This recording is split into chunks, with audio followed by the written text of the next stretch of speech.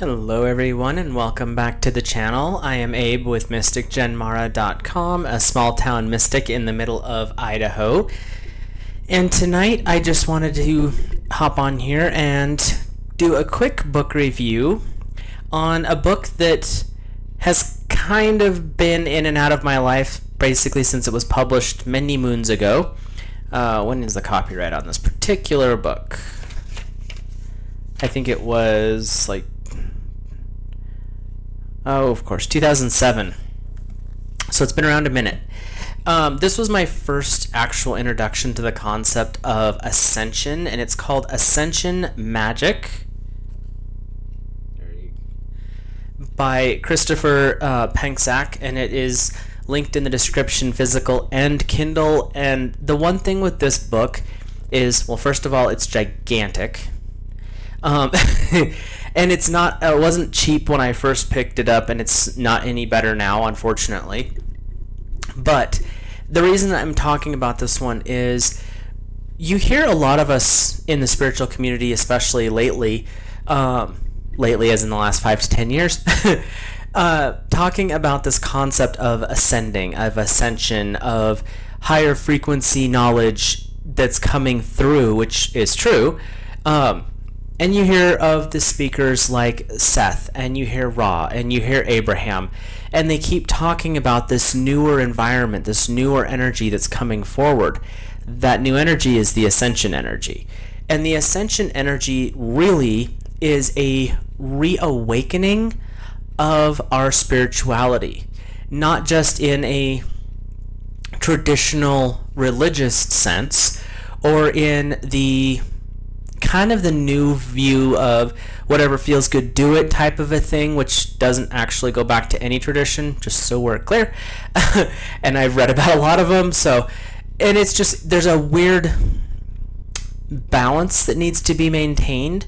And so what Christopher does in this book is talk about the ascension concept. He is where is it here? Ordained minister, herbalist, Reiki master. He's also a Wiccan elder in his own line that was descendant from another Wiccan, and I can't remember her name. I think it was Lori Cabot, but I won't swear to that because I can't remember, and I didn't check it out beforehand. Anyway, but he has went through in this book. He's got a couple of books like this, and I've got a couple of his other books too I'll talk about later. But this one in particular is because everything is so kind of in the forefront, this concept of ascension, of growth, of light workers, things like that. And this, again, this was written in 2007. The newer versions have a little bit of amending to them, but not much. And what he does is he writes from... Sorry, I'm just going to check real quick and see which line he is descendant from. Doesn't say. Anyway, but he goes through here and breaks down what the path of ascension is, because in reality you can make just the practice of ascension mysticism, or magic if you prefer that term, kind of your life. Like, some people make Wicca their life, some people make Hinduism or one of the various sects they're in, or they'll make Buddhism or Taoism. But you can actually, ascension is actually something you can practice as a spiritual path. But he goes through and talks about what the basics are, and goes over what the New Age really is. It's a buzzword, and if you come from a religious background, the buzzword is going to be very negative. But in reality, there is something shifting. There is some new things occurring. Everything new is old, but the way we're perceiving and understanding it is actually coming in a very new way.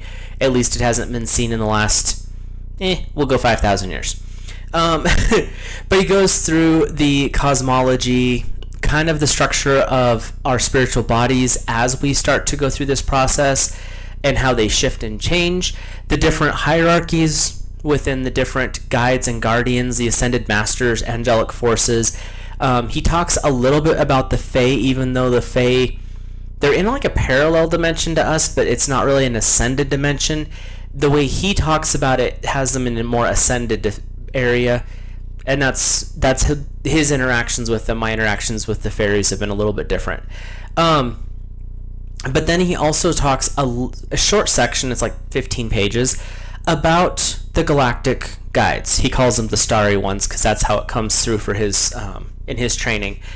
But this gets into this concept of ascending as it's not just our planet. It's not just a few of us roaming around on the planet that are waking up to the possibility. And when I say a few, there's millions, but we have billions of people on the planet, so we're still technically a minority, but that's a side number. But then he goes through and talks about, and this is where not everybody is okay with this type, but I will say Christopher has a knack for being able to take things that would be classified as full-blown magical rituals and making them easier to understand, so it's not like, oh, well, you have to have the blood of a goat and the blood of a bat and eye of newt and all this. No, that's wrong era. This goes through the different types, like a ritual that you can work to help trigger that ascended state. How to work for, if you want to call them spells or rites on ascending, how to work with this new healing energy that's coming in, because it is different. As someone I've practiced some form of healing modality for around 20 years. Okay, if I'm going to be honest, it's probably been more than that, but let's not talk about that. But as we're working through this different energy, the energy has changed. It's become a lot more potent, and it's become a lot more adjustable, where before it was just kind of like you did your thing, and there was a few modalities out there, Reiki and one or two others, but in reality now, especially just in the Reiki family alone, there's I think 45 or 50 different modalities, could be more. Feel free to let me know in the comments, because I don't exactly know how many there are. I just know there's a lot of them. But then he talks about channeling, which, again, not something I'm comfortable with. I've talked about it a little bit, and I'll probably do a little bit longer video on here one of these days specific to that. But it's not something I personally work with very often.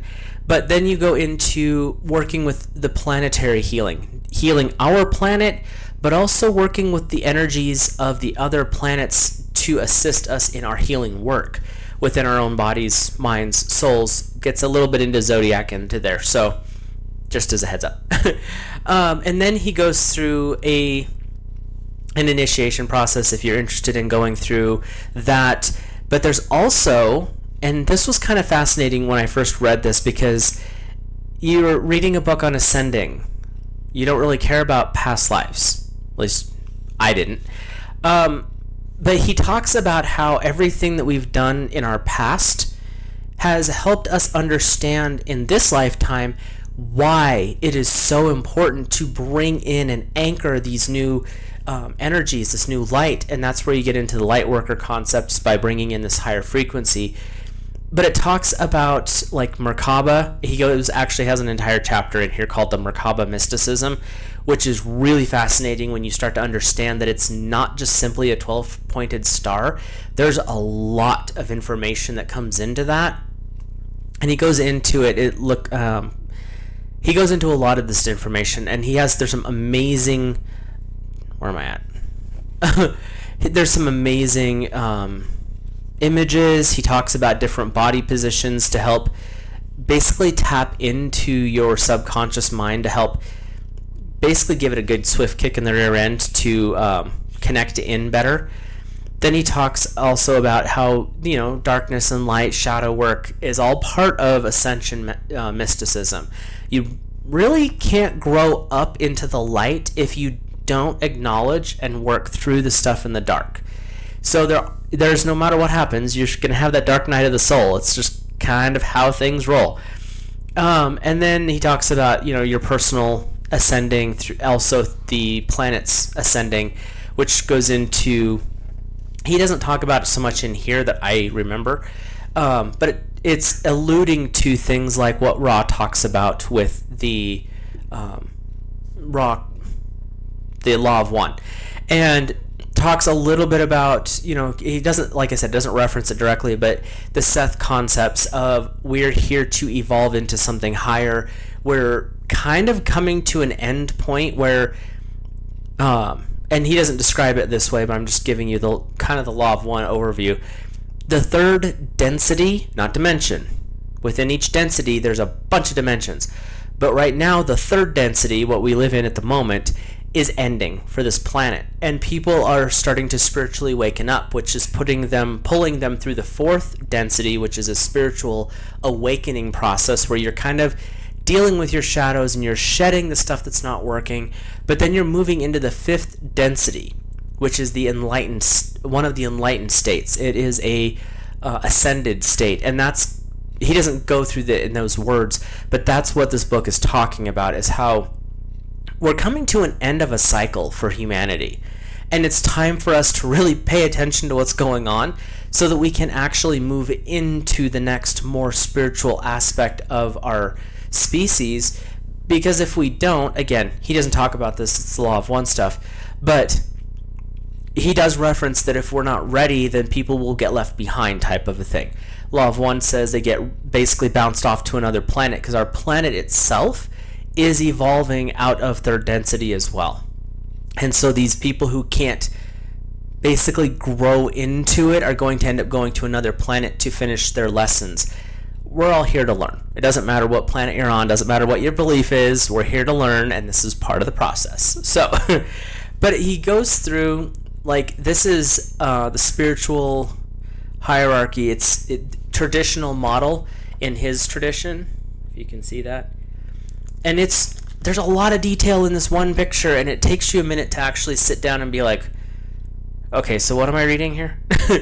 Because it's not something that's super simple in base concept to understand. Because when you're talking ascension, we're talking of an energy field that our words are not adequate to actually interpret.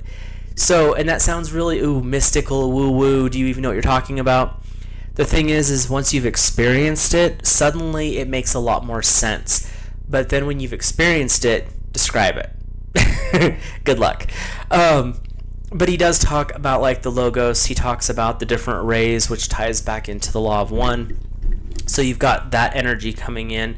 Then he goes through, this is his version of basically helping you tap into, awaken the different ray energies that are within your body. Now, when he's talking about them through the lens, just giving full disclosure here, of his Coven's view of Wicca. I will say that it's perfectly valid. It's functional. It's really actually entertaining to work through it like this. Entertaining in the sense of you experience a lot, but you also are learning. But the thing that is different from here to how I understand now, after years of study, is he talks about the rays as something that we can tap into and work with on a daily basis all the time, every single day. Yes and no. Because we are in a different ray frequency. So we work within that ray, which comes from the law of one as well, and that's the energy of our current incarnation. Now, does that mean that we can reach into another ray, a higher frequency ray, and draw that energy through? Yes. Does it mean that we're going to live there all the time? Not my personal experience. Again, that's my experience. If yours is different, let me know. But it's fascinating because how he talks about the different rays, and of course, per the usual, we always have our. This is within the concept of the starry ones, the Galactic Council, but he goes through and kind of goes over some of the basics of different crop circles that have been recorded consistently, meaning these aren't one-offs in most cases, they're pretty consistent. But he always has a ton of charts. If you haven't noticed, I've got little bookmarks throughout the entire thing to different charts. Like there's energy that you can use with different plants for different healings.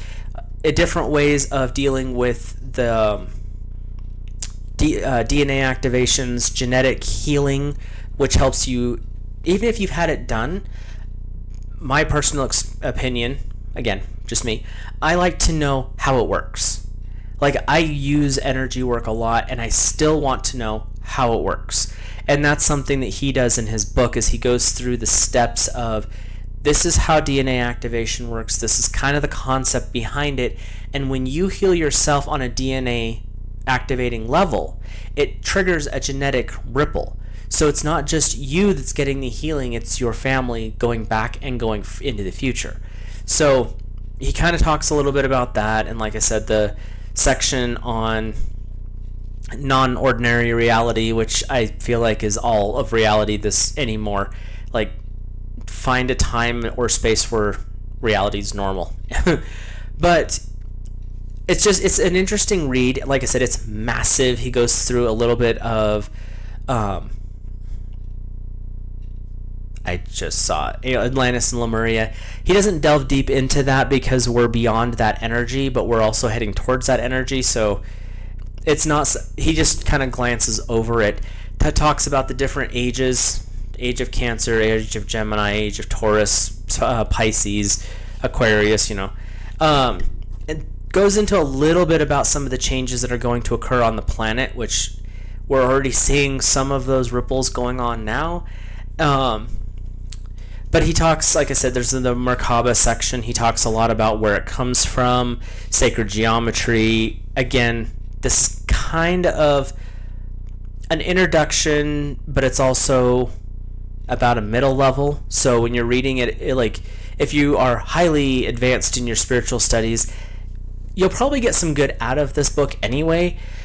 If you're just beginning, you're going to read it 3 or 4 times.